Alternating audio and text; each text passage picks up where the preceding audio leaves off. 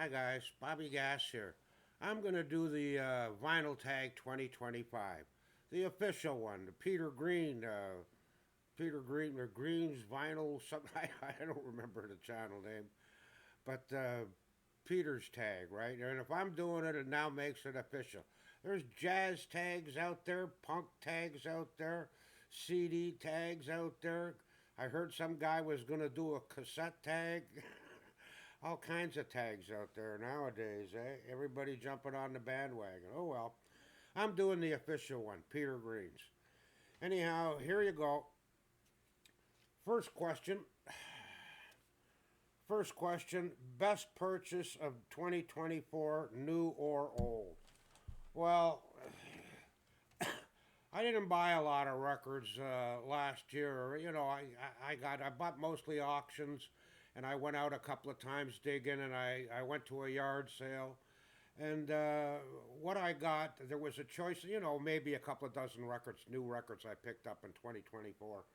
And the ones, I had two choices to pick from, right? The ones that I really wanted. One of them was Fever Tree, their second album. I had wanted that for years, and I finally got that at a yard sale, a Dr. Mouth yard sale. I love getting it, too. And then the other one I picked up was the Rolling Stones, number two, the mono, right? And I gotta go with the Stones. I'm a Stones fan, as all of you know, right? And I'll go with the Stones as my best pickup of 2024. Yeah, for sure.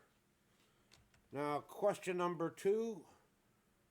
50 years later, best album of 1974. Well, there was a lot of pretty good albums in 1974. Uh, I marked some of them down as a matter of fact, eh? Stones, It's Only Rock and Roll, great album, right? On the Beach, Neil Young, a lot of people think that was his best record ever, right? Burn by Deep Purple, Verdant Fleece by Van Morrison, I like that one a lot. Uh, but what I happen to choose, and I think it's, I actually lost a channel uploading music off it.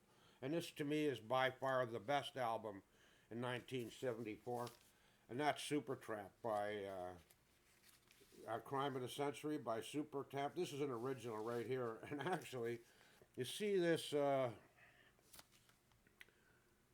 Sam the Record Man, 898, eh?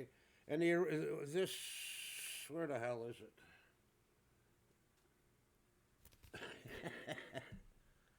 I don't know. You can't. Oh, there we are.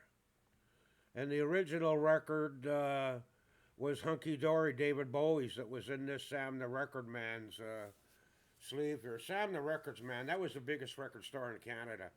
He started out like in the late 50s, 59, and then a couple of years later he moved a little north on Yonge Street, which is the store I went to all the time. He was there in the early 60s, 60 or 61. And that was I mean, the guy ended up having like a couple of hundred stores across Canada. But in its heyday, in the 60s, this was a musical mecca going to Sam's. You could see, bands from anybody that was in Toronto, they'd be in any band in Toronto, they'd be in Sam's looking for some records, right? Sam's was, I spent a lot of time at Sam's. Well, we all did back in the 60s. Now, question number three. An album that defines a genre. Well, I had to really think about that, right? And, I was thinking rock and roll and the blues and, metal and stuff like that. And when I was thinking metal, I was thinking to myself, well, for me, I'm not a metalhead. But for me, the first real heavy metal band was Black Sabbath, right? And I think, for that kind of metal, they define the genre. This album right here, We Sold Our Soul for Rock and Roll, that's a double album. And it's got all of their early Aussie hits, right? I mean, all of them on there. And if you don't want to spend the big money buying original Black Sabbath albums, get this one right here. We Sold Our Soul for Rock and Roll. This is, to me, this is heavy metal. I mean, big time heavy metal. Defines the genre for me. I mean, I'm, the thrash metal, speed metal, death metal. You know, they got a million types of metal out there, right? I don't know. I don't know them, eh? Okay, question number 4. Best band from your home country. Well, you know, there was a lot of Canadian bands that I liked, and you know, in order to get big, you had to go down to the States, right? And a number of them went down to the States and become big, right? And some didn't make it big, right? Now, right off the bat, you know, you're thinking of the band, right? This might be their best album, right? Their second album, yeah, this was their second album, yeah. This might be their best album. But for me, I mean, rock and roll in the '80s went downhill for me. All the hair metal and crap and heavy metal, guys, you know, all of that crap. And then late in the '80s, this band here, Canadian band, come up to Tragically Hip. And this album here, what's it called again? Blowin' High Dough? No, that's one of the tunes on it. Up to Here is the name of the album, I think, if I remember correctly. Damn it all, what's it called?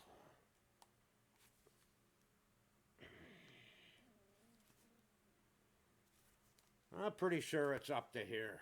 That's what it's called, right? Anyhow, to me, this is the best band that ever come out of Canada, right? Tea Party was pretty good too. They had some great tunes. Not everything, eh? But they were a little different. Tea Party, eh? I really liked a lot of their music. Of course, you got your Neil Youngs, your Steppenwolf, Joni Mitchell. You know, you got all kinds of them. Right? You know, even heavy rockers and crap like that, eh? But for me, it's the Tragically Hip. Number 5, an artist you miss dearly. Well, that's actually all the guys that died. I'm an old guy, so I was around when, you know, all the heavyweights died and stuff like that. The 27 Club and all of that. I was alive for all of that. And for me, the biggest death, the only one that ever affected me, really, none of them really affected me, except when Charlie Watts went. When Charlie Watts died, you know, I thought he was a forever guy. I mean, he was the sharpest dresser in all rock and roll and had his head screwed on right. Charlie did. And anyhow, it's Charlie Watts for me. He's the one guy I miss, right? Number 6, best live album in my collection. And maybe the best live album ever made. You know I'm a stone. Get Your Ya-Ya's Out. That is a fantastic live album. I mean, fantastic. Stones, man. Can't beat the Stones. Well, you know. All right.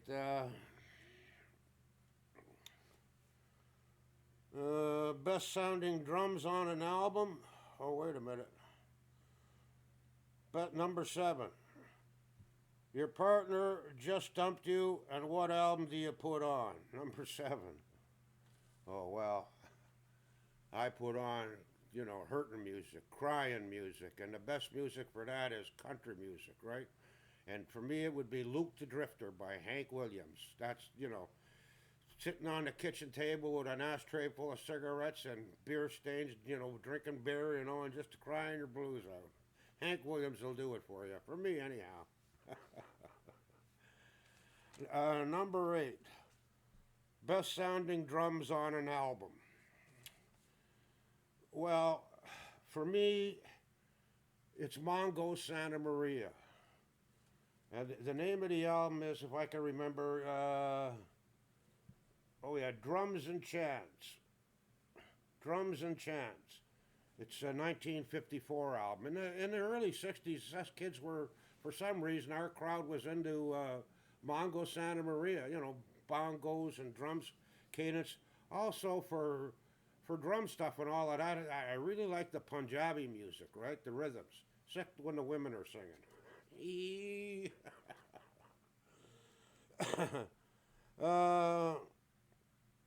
Number 9.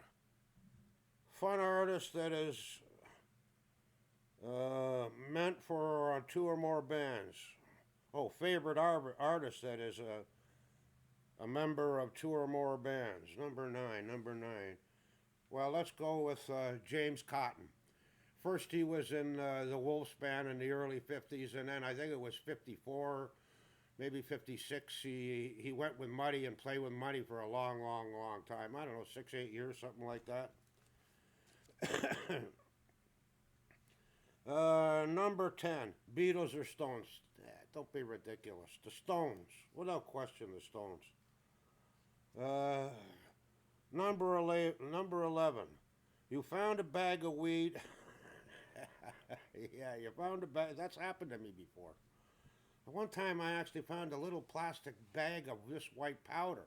Small little plastic bag of white powder, maybe a gram. And I picked it up and I took it home. And later on that day, a buddy from across the street come over. You know, he was a bad actor, this guy. And I laughed at him. You know, I showed him the bag, the little bag of stuff. I says, I found that on the street. I wonder what the fuck it is. I says, it ain't coke, 'cause I give it a little, under the lip on the gums to check it out, right? I says, it ain't coke. And it ain't, I don't know what it is. It ain't coke or it ain't speed or whatever. And the guy says to me, well, he's like, I snorted it. Are you crazy? I don't know what it is. Anyhow, he says, I'll snort it. And anyhow, he did. Not knowing what it was or anything else like that. This guy was wacky. All right, I found a bag of weed. What album do I want to go with? Well, that's, for me, I mean,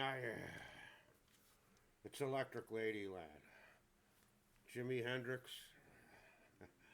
I mean, I partied to this album an awful, awful lot. I mean, an awful lot.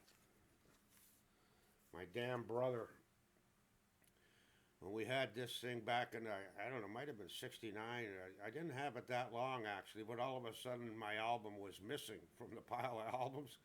And my kid brother, goddamn him, he took my album and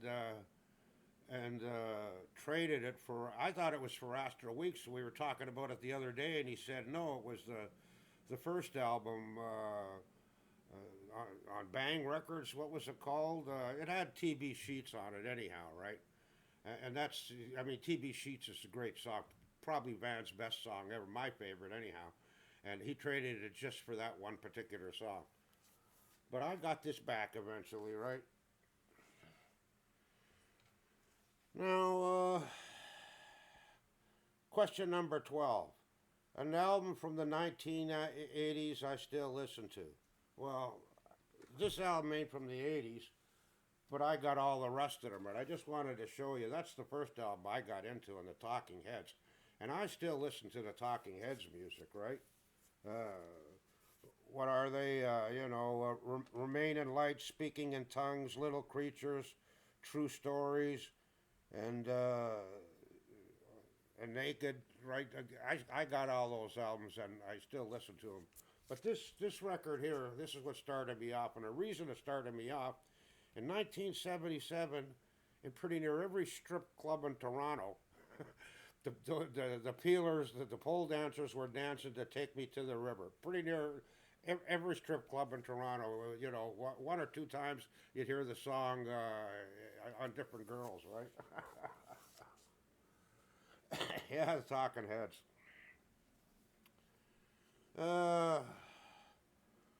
Question, where am I here? An artist whose stuff is still...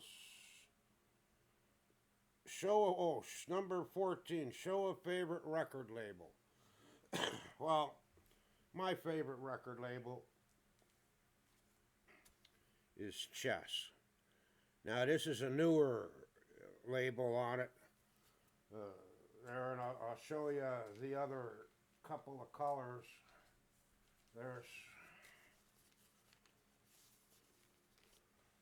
There's the blue, one of the blues, Chess Records, and then you have, that one. And next to Chess Records, King Records. I love King Records too, right? That's another one I really, really like. Question number 15. A run of 3 great singles. What did I put down for that? Oh, okay. James Brown. I got some history with that guy. James Brown, 3 records in a row. Papa's Got a Brand New Bag, a monster hit. I Got You, and Lost Someone. 3 great singles in a row. I had to put James in there. Question number 16. A record store day purchase I listened to. What's that? I've never been to a record store day. And I don't believe I have any record store day records. Hey, you know, all that hype shit, you know, I'm not into the hype crap. Although I do save hype stickers. You know, peer pressure. Question number 17. If I can be reincarnated as any dead or alive artist, who would it be? Well, that's probably Zappa. What did I mark down? Yeah, Frank Zappa. We're both big time alike in a lot of ways, right? You know, politically, spiritually, socially, and you know, we'd have a lot in common, but we'd be arguing about a lot of things too. Especially he's got his ass up in the air attitude all the fucking time. He'd get a slap from me if he act like that from me. Anyhow, question number 18. Best 3 lines in a song. Well, that one there, I actually come up with a bunch of them. Well, the one, you know, anytime anybody asks me my age, I always quote Bob Dylan. I say, the days of old, the days of gold, the days of 49. That was a song of his, the days of 49. So, you know, it tells them I was born in 1949. And then, you know, another one I was thinking of was this time tomorrow, I'll be down in Lonesome Valley hanging from a white oak tree. You know, the Kingston Trio. This time, Tom Dooley, hang down your head, Tom Dooley. But I had to go with, you know, lines that made, you know, I mean, to me, this was perfect, right? By far the best. Without question, this is my answer, right? Please allow me to introduce myself. I'm a man of wealth and fame. I've been around for a long, long year. Has stole many a man's soul and faith. I mean, I just love them. I mean, it doesn't have to be the devil. It could be, you know, women, your job. It could be work, could be drugs, could be all kinds of things that do that to you. Not just the devil. Question number 19. An album in which I never tire of. Well, there was 2 of them that I had here. Well, there's Zappa. I was going to show Zappa, right? There's Frank there. I was going to... 2 albums I never tire of. Well, 1 album. I couldn't choose between either. That's Astral Weeks by Van and Savoy Brown's, 4th album, Looking In. Chris Sheldon on it. I couldn't choose, guys. Nah. I ain't gonna choose. I'll put it to you that way. And question number 20. Share your favorite VC channel Earl. Well, some guys didn't want to do that, right? Oh, I don't want to worry people or this or that. What's the matter with you guys? But for me, what the hell is his name? Oh, Christ, I forgot already. Oh, Johnny G's Vinyl Treasure Show. I'll put an Earl down. He does, you know, all kinds of rare old 45s and even some 78s sometimes. He'll play 78s. But it's all early doo-wop rock and roll right from the early 50s right up through into the 60s when he gets into the R&B kick and all that. Personally, I like his 50s stuff and the very early 60s stuff. That's my, and he's got rare records. I mean, really, really rare records. He doesn't play your stuff that gets challenged and strikes and stuff like that, the copyright coppers get on it because his records are so damn rare.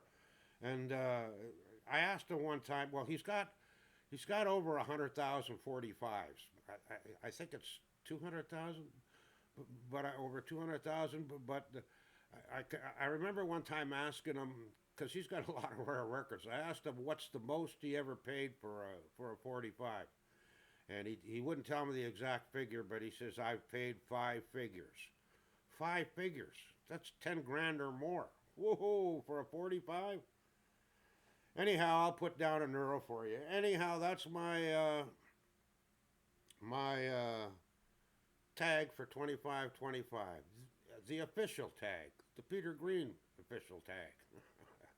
Later, guys.